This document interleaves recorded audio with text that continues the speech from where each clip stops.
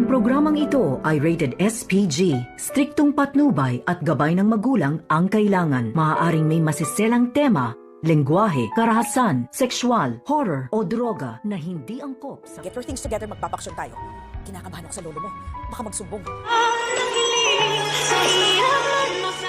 Narito na nga ang ating pakaabangan bukas Biyernes sa Abot Kamay na Pangarap.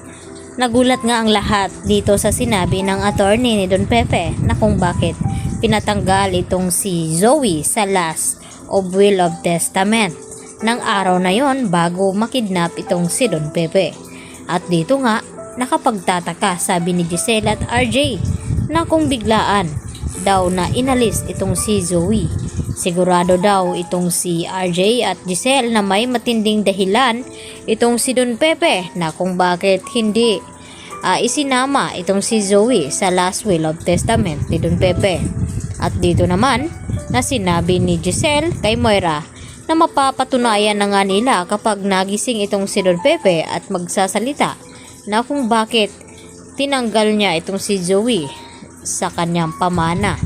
At ang nakakatanggap nga dito sa last will of testament ay walang iba kundi itong si Giselle at Justin. At hindi pa nga sigurado itong si Zoe kung mamamanahan ba ito dahil hindi pa nga napepirmahan ni Don Pepe ang nasabing mana na ibibigay nga dito kay Zoe.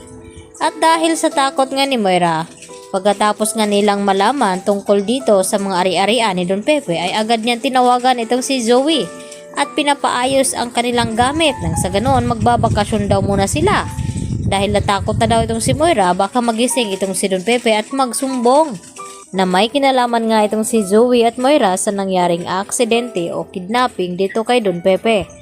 At ito naman ang pinapakiusap ni Giselle kay Eric na sana pagbigyan daw siya na makasama ang kanyang anak kahit isang araw lamang.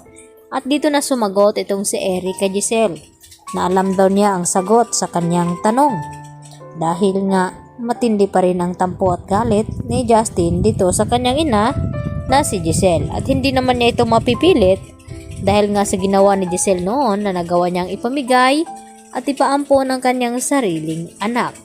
At dito naman na sinabi ni RJ na hintayin na lamang ni Giselle na humupa itong galit at tampo ni Justin at makakasama niya rin ito dahil hindi magtagal ay ito namang si Justin ang mamumuno dito sa Apex Hospital at magiging co-owner dahil yun ang pagkasunduan ni Giselle at RJ.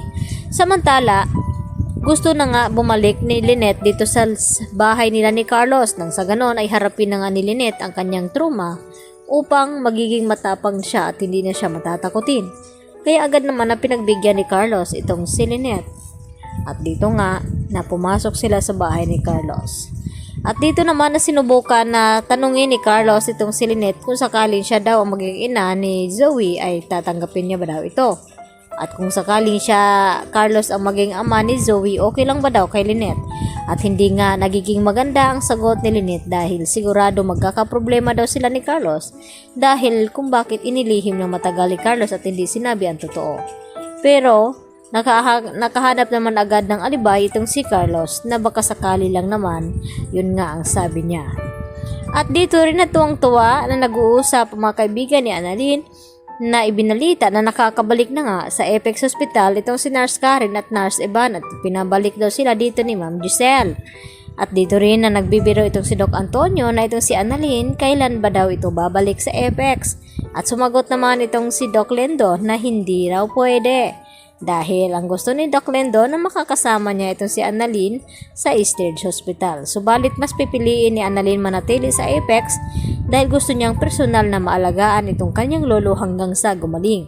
Dahil gusto rin malaman ni Annalyn kung ano ba talaga nangyari dito kay Don Pepe at kung bakit inalis niya sa mana itong si Zoe Tanyag. Yan ang ating pakatutukan bukas mga kapuso. Dito lamang yan sa Abot Kamay na Pangarap.